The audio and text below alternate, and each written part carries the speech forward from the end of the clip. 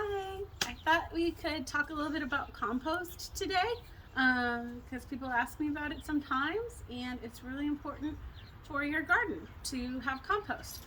I typically try not to waste like vegetable scraps, or like if there's something in the garden that's yucky, like we don't want to eat it. It either goes in here. This is my compost roller, the tumbler that's by the kitchen.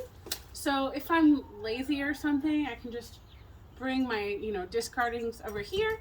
But my best destroyer of all the vegetables we don't want to eat, or the parts we don't want to eat, are these guys.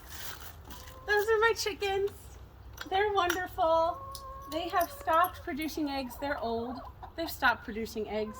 But they're my friends, and they're really important garden helpers. I actually lost a couple chickens this year. I'm very sad about it. But I still have these three, and they are wonderful, and they're going to help me out in my gardens this year. So come on in. We have my little compost machines. This one's Mallory. Down there is Mallory. And that's my dog saying hi to Mallory. And then this is Kelly. And that one's Misa. And they make all the compost. They hang out in my garden during the day and just like scratch and dig and get bugs and worms and any seeds that are left behind. I do actually have to protect the garden from them a little bit when things are just starting to grow. I'll show you how I do that when the time comes. But they help keep things in good shape out here. As you can see, we've removed some things out here. This is already looking a lot cleaner. I need to adjust these cattle panels. We'll push them up. They'll be more like that pretty soon. So, compost. Once the chickens eat the food, they make wonderful compost. You cannot put it straight from like immediately from there into like active garden beds because it will burn your fruits and vegetables. It's too hot, and it can be dangerous. It can have pathogens in it, so it does need to sit for a couple of months.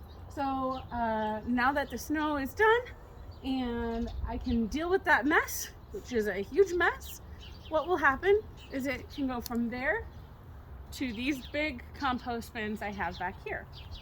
So we'll go take a look at those. So it needs to go straight from there into one of the bins, and that'll just hang out there. I'm lazy. I don't turn the compost. I don't do any of the fancy stuff. I'm kind of lazy about it. So it's muddy out here. The dogs are going to show you where we go.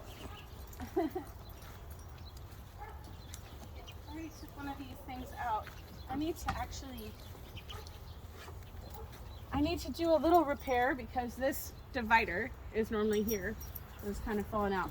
But I can remove these slats and just bring my wheelbarrow over and dump it in straight from over there into here, dump it.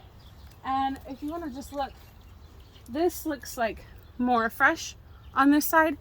And the compost over there that kind of looks like dark dirt is pretty much ready. Actually, if I dig under some of this, there's some beautiful, beautiful compost under there that will go straight on those beds really soon. And it will be wonderful soil for us when we're ready to plant, which is soon, early March. I'm gonna have things in the ground. So yeah, that's it.